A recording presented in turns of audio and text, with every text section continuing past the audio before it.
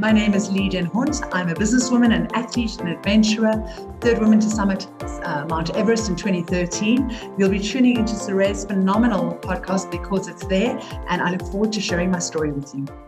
Because It's There with Saray Khumalo is proudly sponsored by Vuma.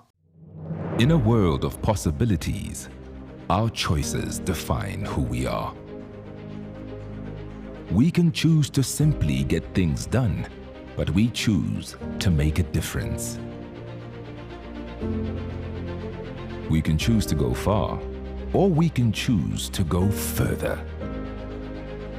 We choose great over good every time because we can.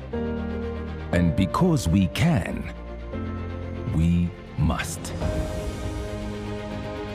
We don't just act, we activate.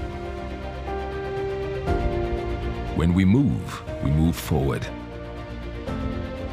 Instead of simply providing access, we see the potential for success. Because where others see data, we see dreams. To us, connecting means more than plugs and ports. We exist to empower ordinary people to do extraordinary things. We aim higher and we choose to do more. We don't wait for opportunities. We create them. Our choices define us, and when faced with the choice, we always choose extraordinary.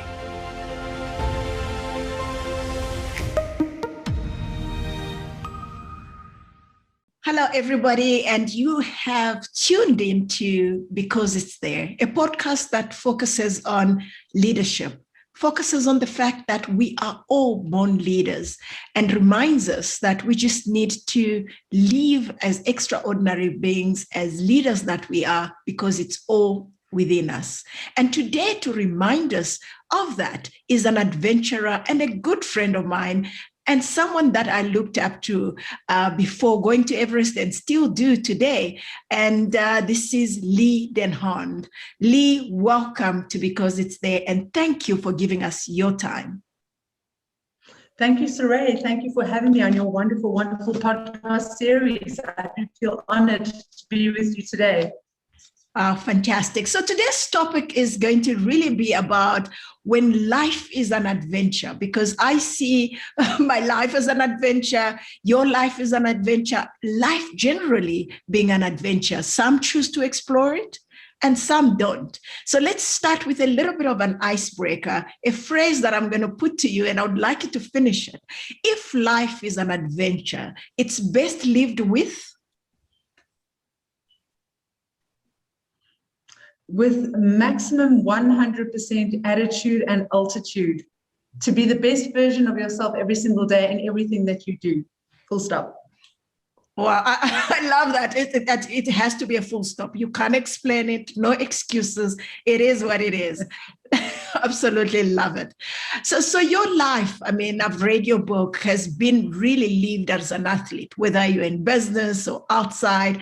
And it's really been an amazing journey to read about, to follow, right alongside the physical training. What was your mental preparation and regime in the run-up to Everest, in the run-up to some of the amazing stuff that you've done? Was it any different? Take us through that process. Thank you, Saray. It's such a great question. I believe for every big challenge in your life, you've got to fill your mind with, I always say we're actually surrounded by 360 degrees of information. It's where we look for it, it's how we find it, and when we find it, what we do with it. In my lead up to Everest, which was, I left for the mountain in March 2013, but I made the decision in June 2012. So I literally had an 8-month window before making the decision and training myself physically, mentally, emotionally, and all of those just in terms of 360-degree prep in a very short space of time. But what I did is, in quite a simplistic manner, I watched as many movies as what I could about mountaineering, about mountain climbing. I read books. I also engaged with people that had done mountains, highest mountains in the world, South African mountains. And then I spent a lot of time on Google. It was, I always say there's no excuse anybody has today not to find, because information is at our fingertips. But I really try to fill myself from, as I said, the reading, the movies. And even when something jumped into my head, when I made the decision at 29 years old to go overseas to New York, I found myself also reading about the city, but trying to watch every single movie that I could about the city that was just so exciting, so dynamic, because as a South African, hadn't been there before. But I think something as big as Everest, you have to fill your mind with the facts. You've got to read up about it, the good, the bad, the challenges. And the best way is also just to speak to people who have done it and to ask them the questions. And I always say in South Africa, we don't know ice, we don't know snow, we definitely don't know avalanches. To speak to people that have actually experienced that, to find out what it's all about, for them to guide us, to help to lead us, and essentially which will protect us when we're in an environment where we have never ever been before. Absolutely. And it's such a blessing when those people, when you reach out and they're open to supporting you, which you were for me. And I would like to just take this opportunity to thank you and appreciate you for that. You didn't know me from a bar soap, and I just made a call. You're like, yeah, come and see me. And there was coffee, there was a smile, there was, really an explanation of what it is that you went through, how you prepared for it. And I want to actually say that, 2019 success was because of some of the feedback that I got from you and some of the guidance. So thank you for that, Lee. Let's go on to the next question. Thank you, Saray.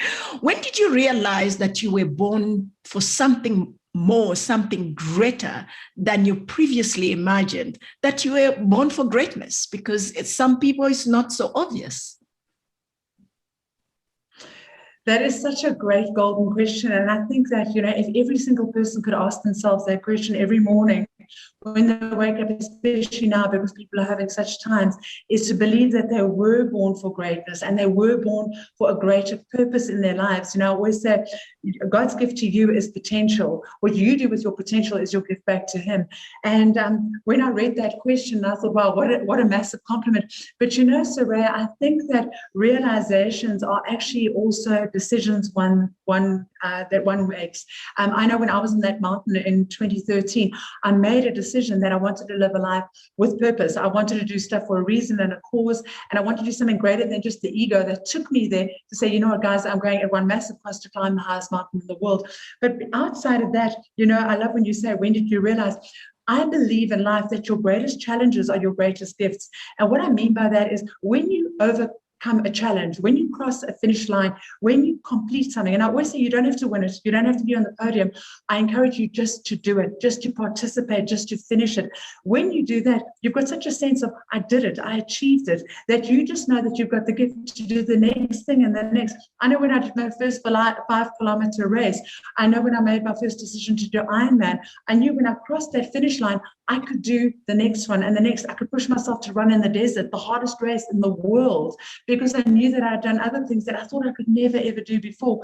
So I think, you realize your own greatness on your own personal journey, and it's the small achievements, essentially, that are the big achievements. So I think, so the realization is actually coupled with the decisions. And that's why it's such a beautiful, valuable gift, because when we all realize we built for greatness, we were born for greatness, and we really are, we've got such a big life ahead of us, and we need to fulfill that. Absolutely. One of the things that I realized in interacting with you and chatting with you is how humble you are about the Everest achievement and recognizing that it's a gift.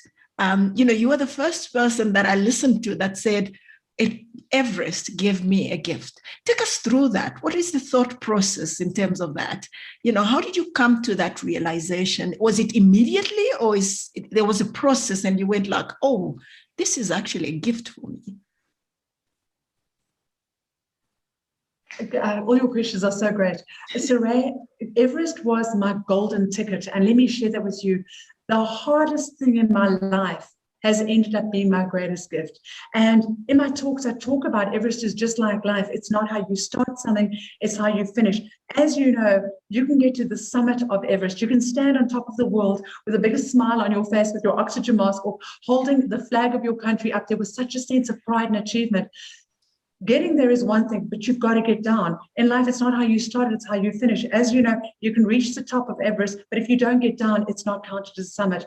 I got to the top of Everest. It was the hardest thing ever, not being able to breathe. The temperature's as cold as minus 34 degrees, hallucinating, my body out of control. I did not know how I was going to get back to the death zone. And when I kicked into that thought about my purpose versus my challenge, that I was able to do the hardest thing in my life, it ended up being my greatest gift, because I've taken that into other areas of my life. 2013, into my business, to the success of that, into the desert race, crossing that finish line, into many, many areas of my life, realizing when your purpose is greater than your challenge, when you know why you're doing something, there's no finish line you cannot cross.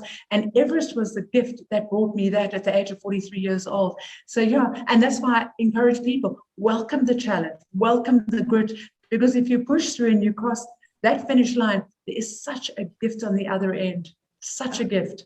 Absolutely. I love the way you put it. Thank you so much for that.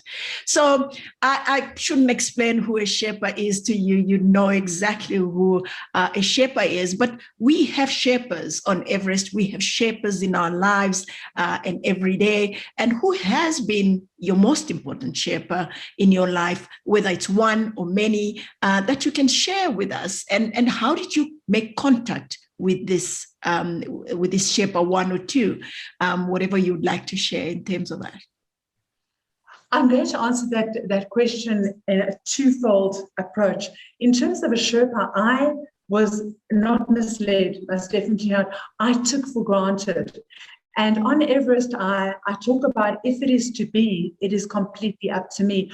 I believe that my Sherpa, who was by my side, absolutely would push me, he'll pull me, he'll train me, he'll lead me, he'll guide me. He's going to help me get to the top of the world. And my Sherpa could hardly speak English. It had only been his first summit. And he was as inexperienced as me. So I realized very quickly that I've got to do this mountain on my own. But I love the meaning of a Sherpa, because essentially the Sherpas do lead, they train, they guide, they motivate, they do all of those things. So the role is completely, completely valuable. The example that I'd like to give you in terms of somebody who inspired me without them knowing that they would inspire me, it was in 2008, and I was at a dinner table and I thought about doing the Ironman. Now, the Ironman is one of the hardest sporting endurance events in the world. For anybody who doesn't know the Ironman, it's a 3.8 kilometer swim in the ocean. It's equivalent to 180 lengths at your Virgin Active gym. Then you get out of the ocean, you do 180 kilometers on your bicycle. It's equivalent to 294.7. And then you put your bicycle down, you do a full 42-kilometer marathon, and you've got 17 hours to do these three disciplines. I thought about it, but I thought there's no ways. It's too hard. It's too long. This thing is going to be too tough. And at this dinner table, I was sitting across somebody called Sue, and Sue had completed the Ironman. And I say this with love and respect. Sue was not an athlete. She had done absolutely nothing athletic. She didn't look like an athlete, and she had crossed the line of Ironman.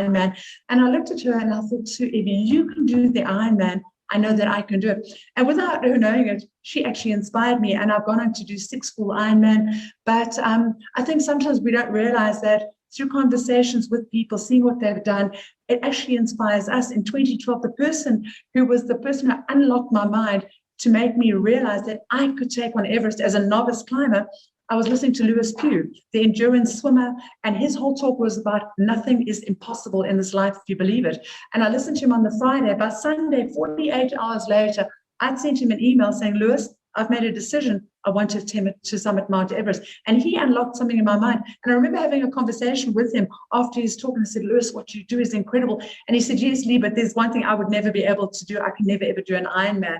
And then I looked at him. In my mind, he was on the podium of life. He looked at me as being on the podium of an endurance event, but he inspired me to do something that changed my life forever. So I think in life, there are many Sherpas, there are many mentors. It depends on us how we engage in them and what we seek from them. I don't think somebody has to have a Sherpa that fills a full-time position. There are different Sherpas every day. You can read a billboard, you can see a Nike commercial, something will inspire you and will unlock. You've just got to be ready for that. And they fulfill such important roles in our lives as what we need to do exactly the same when people ask us for guidance or for inspiration. I really believe that. Yeah, I love that. It just a testament of the fact that every moment is either a learning moment or a teaching moment. There's someone watching you and getting inspired by you, and somebody else that is inspiring you. You just need to take it all in. Oh, wow. Lovely. I want to take this moment to appreciate our sponsors and a message from Vumatel, who are making this podcast possible. Because It's There with Saray Khumalo is proudly sponsored by Vuma. In a world of possibilities, our choices define who we are. We can choose to simply get things done, but we choose to make a difference. We can choose to go far, or we can choose to go further.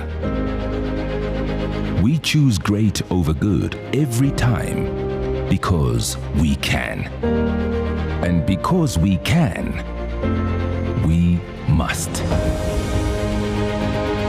We don't just act, we activate. When we move forward. Instead of simply providing access, we see the potential for success. Because where others see data, we see dreams. To us, connecting means more than plugs and ports. We exist to empower ordinary people to do extraordinary things. We aim higher and we choose to do more. We don't wait for opportunities. We create them. Our choices define us, and when faced with the choice, we always choose extraordinary.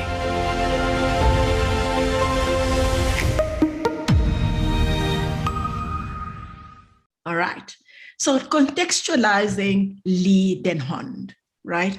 The pandemic has affected travel, entertainment, which is the industry that you're in, more than ever, over the past 14 to 16 months globally. You have had to make certain difficult decisions with your business, with how you are doing things, with how I'm doing things, with how the world, we keep talking about the new normal. Could you share some of the learnings that you've picked up and how you've prepared yourself, not only to survive this, but to thrive beyond the pandemic? Absolutely. Saray, it's been a very, very tough time for anybody in the hospitality industry. I've been running my company Blue Platinum Events for a period of 21 years. And last year, in 48 hours in the month of March, we had almost 25 million rands worth of events cancelled, not postponed, completely cancelled. It was very, very hard. I had to let go of my entire team. I moved out of beautiful offices. My client base was of a global stature. And it wasn't just the loss of business. All of a sudden, the phone doesn't ring. All of a sudden, you are traumatized, you're paralyzed, completely seized by the new reality. And every time you think it's going to turn and it's going to change, there's another wave and another wave. And the biggest piece of advice that I have had to give myself and on a regular basis is this is not performance-based, Lee. Don't take this personally. A company that's been running for 20 years, 2 decades in a highly competitive industry is a great company with great credentials, with a great turnover and a wonderful client base until it isn't. And one's got to take this thing step by step. You've got to take it day by day. Exactly. People would say, but how did you climb Everest? I climbed it step by step and moment by moment and day by day for 2 months on that mountain. And this is one's own Everest. One's got to take it day by day because there's so much in the eventing landscape that we can't control. And the one thing that is impacted because of this landscape, you can't get people together for an event. But there are still clients. There are still clients with great budgets. They are still wanting people to engage. And it's for us just to push the boundaries, saying these are the things we cannot do, but this is what we can do. This is the solution I have for you. And through that, yes, we've still won pitches. We've just won a wonderful 2-year contract with a top client, a market leader in South Africa. And one thing that makes me feel proud and reassures me every day with all the loss around me, no matter what I've lost, no one can take away my credentials of over 20 years running a phenomenal company, doing phenomenal events in South Africa, as well as on a global level. Nothing takes your experience away or your credentials. No matter what's happening today, nobody can erase the history or the experience that you have. Yeah, absolutely. I love that. I think it's the concept of not every day on the mountain is a good day.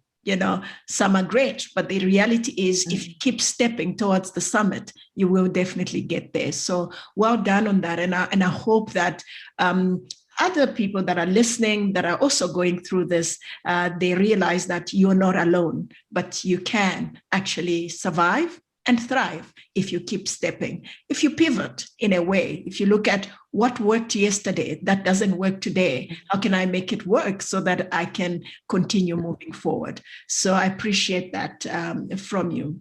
So as an entrepreneur, what do you think is the attitude that individuals such as yourself should adopt in creating a different style of leadership in the COVID era?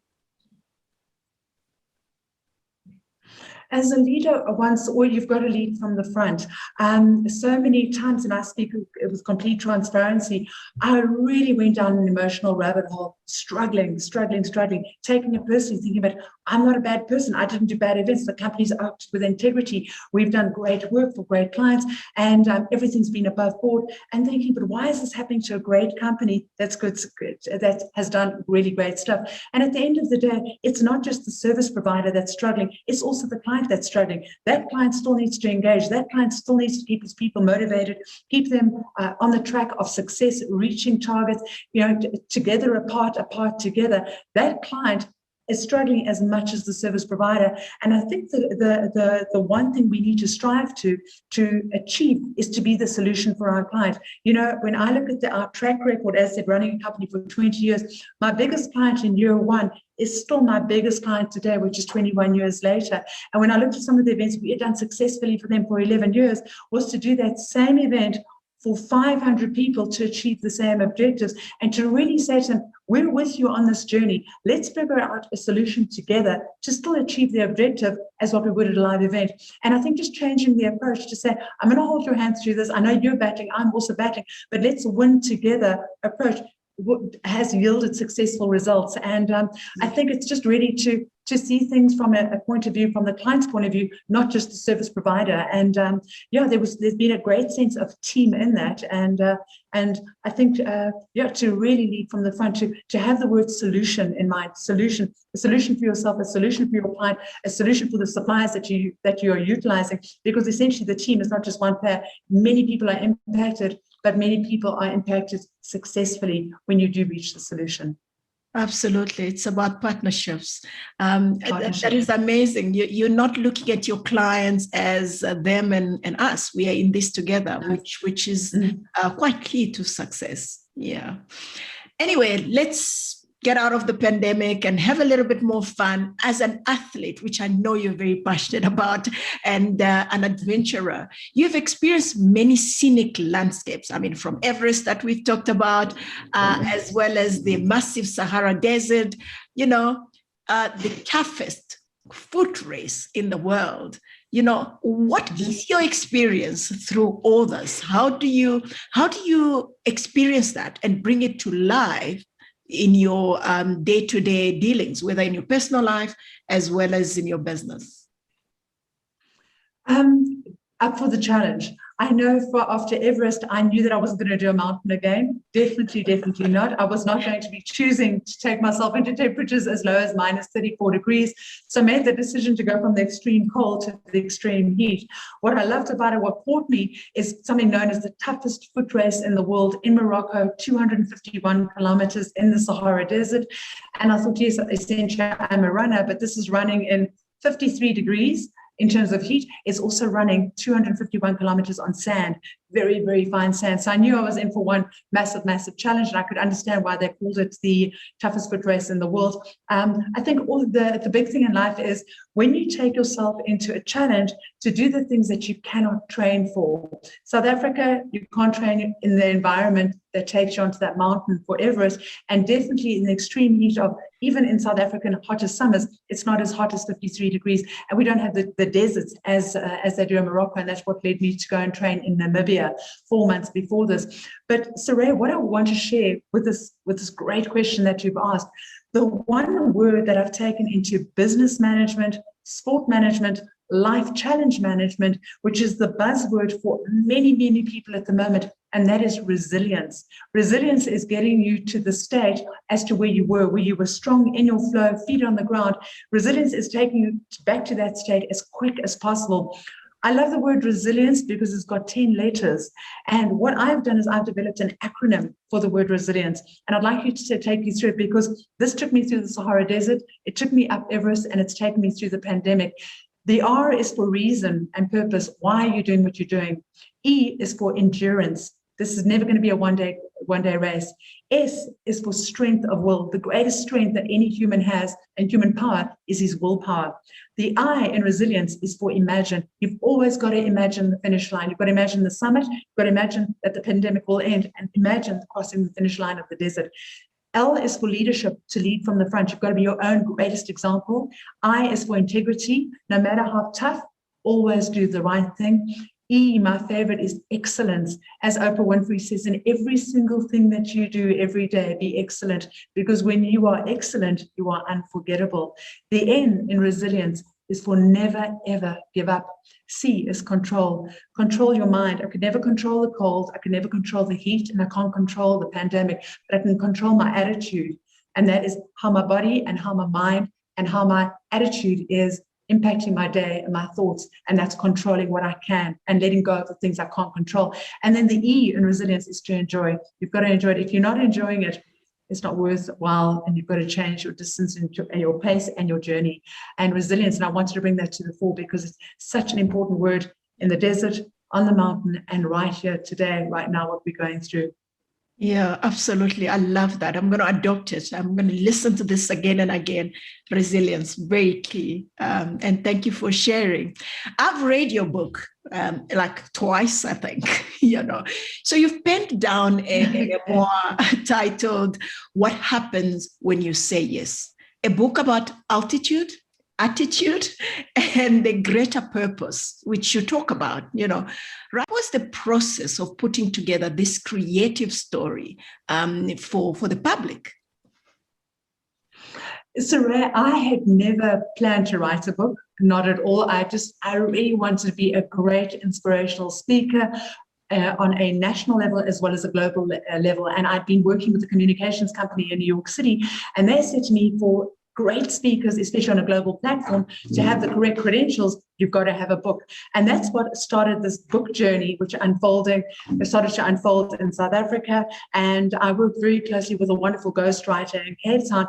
And we started to unpack chapter by chapter on the mountain, but also chapter by chapter, just my personal journey, which took me to Everest, after Everest, in sport, in personal life, family life, and business life. And, even to the title, what happens when you say yes? Again, just committing to a decision, a choice, to committing to the challenge, because on the other side, as I say, is always the gift. But it was a wonderful journey to write the book, and then to feel really proud about pass that book on to people, and then have the feedback saying, thank you so much. It inspired me to lose weight. It inspired me to run my first race. It inspired me to change my career. And then you know that you've done some good along the way by putting your own personal story together in a book of a few chapters with some great visuals, that it was a good thing and a great tool. And yes, it gave credentials as a speaker, but it did so much more than that. Absolutely. I think the one thing that at least scares me is when I share a story and somebody said, I quit my job because I heard you.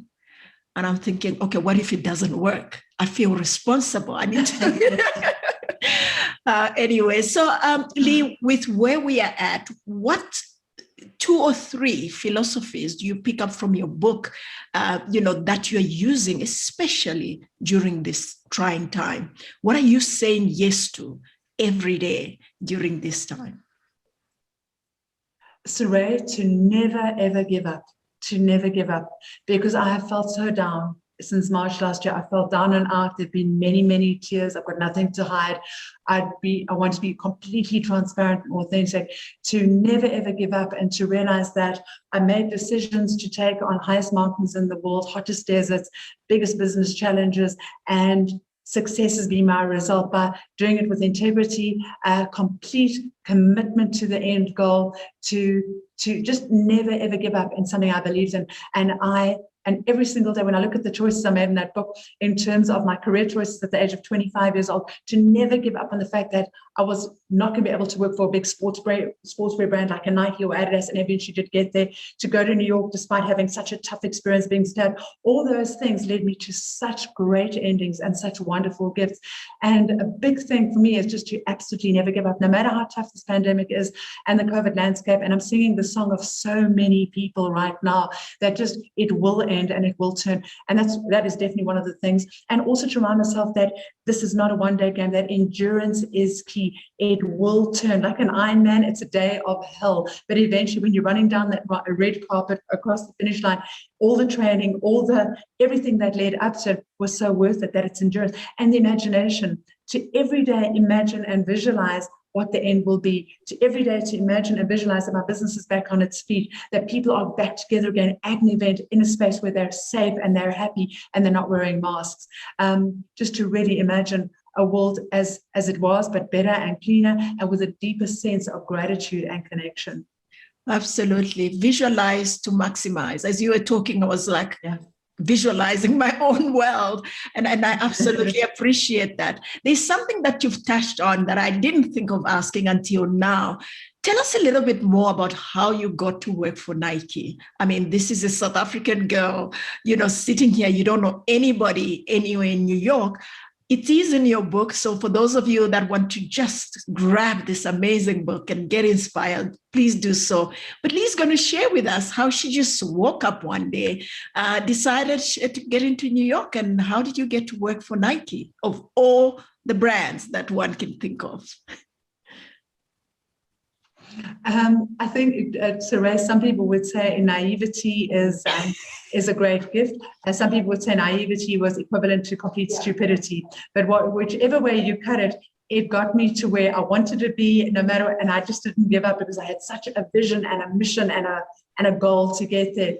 I was completely determined to work for either Adidas or Nike or Reebok. And I had this vision about contacting, I was 24 years old. It was before, 23 years old, just before Google. It was the Yellow Pages, whereby for any contact number, you'd need to look at this massive telephone directory. And I was living in Cape Town at the time. And I had this vision, it was in December, that by the 1st of April, I'd either be working for Nike, Adidas, or Reebok. And what I did is, in 1 week, I went to the Yellow Pages and I looked at the CEO of every single one of these companies. And I made contact with every single one of the companies. And my line was, my name is Lee Denhont, I'm 23 years old. If I could just have 20 minutes of your time. And I contacted every single brand, and I was fortunate that they did engage with me.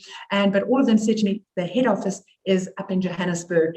But one day I contacted Adidas, and the personal assistant of the marketing director happened to be ill that day. So my call went directly to him, and I said, please just give me 20 minutes of your time. And he said, but why 20 minutes? And I said, please, I'll do anything to work for your sportswear brand. And I had literally 1 year's experience of doing promotional clothing, very little in marketing, but I could think he could see this never die or never give up, maybe desperation in this young 23-year-old's voice.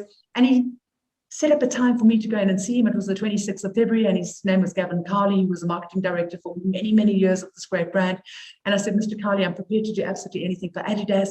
And that was the 26th of February, and through various meetings and engagement, they actually created a position for me. My first job employment, Saray, was on the 1st of April. And that for me at that young age said to me, you know what, set a goal, don't give up. And if you're really committed to it, success was the result. I was with Adidas for about 3 to 4 years, which took me to Nike, which was absolutely wonderful. Nike in Johannesburg. I moved up to the head office. And then I had this big vision and this dream and this goal to work for Nike in New York City. I resigned from Nike Johannesburg, got on a plane, not knowing anybody, and landed in New York City, where every single thing went wrong. But one of the greatest lessons in my life took me to my knees, brought me back to South Africa, which motivated me to start my own company 21 years ago. So in a nutshell, so it was a little bit of a crazy time, but yielding phenomenal results.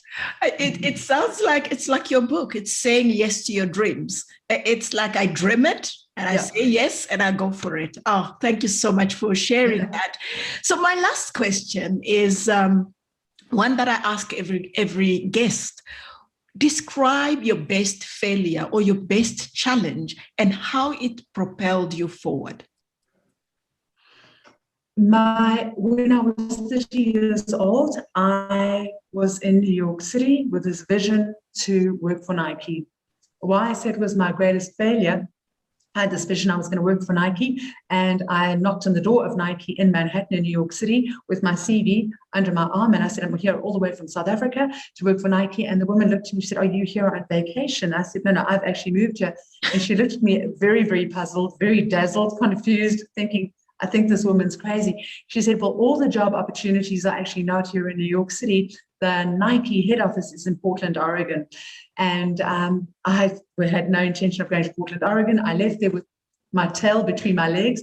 And my New York journey was very, very hard. I was there for 6 weeks. And when I thought things couldn't get harder, they did. One of the worst things happened to me in my life is I had worked 3 of the jobs. I had no papers. I was there illegally doing personal training in Central Park. I couldn't get into a gym because I had no papers. I was hostessing in a restaurant and I was working in a clothing store. I'd worked all 3 jobs to pay my rental. It was 12:15 at night on the 20th of September, and I crossed Madison Avenue, and I turned around and there was a gentleman behind me and looking at a piece of paper, looking up at the skyscrapers, and I thought he was looking for directions. Unbeknown to me, 10 seconds later, he stabbed me with a knife in my back, a big knife, hit the ground. I went to New York City Hospital and they stitched me up. And it was a very traumatic incident. But I still wouldn't come back to South Africa because I had told everybody here, because my ego was so big, that I'd gone to New York to work for Nike. Every single door shut, closed for me, everything. I was 30 years old and I was just about ego. You know, there's a great line that says, if you think you know everything, you actually know nothing. I thought I knew everything and I knew nothing. And I stayed there for the duration of my visa. And when I flew back to South Africa, I had absolutely nothing. So I had less than $20, which was equivalent to less than 400 Rand. But I do believe in life. When you have nothing, you have absolutely nothing to lose. And what New York did, my hardest experience, and I see it as my greatest failure, but my greatest gift. It took me out of the sportswear industry and it led me to starting my own business, of which I've been running for 21 years. In 2015, I'm very proud to say that I won the award of South African Businesswoman of the Year in the entrepreneurial category. And had I not gone to New York, had it not been so bad, had Nike not said no to me, I would not have started my own business 21 years ago in South Africa. So I do believe that the year that was the hardest led me to my greatest journey, and that is my business career and business success. And when you have nothing to lose, but push through, because the great gift just lay on the other side. Absolutely. Oh, thank you so much, Lee, for your time. And thank you for reminding myself and the listeners and the viewers that, life does not happen to us. It happens for us. And we just need to say yes to all the dreams in our heads, because we would surprise ourselves. You are a living example, and I appreciate you. Thank you.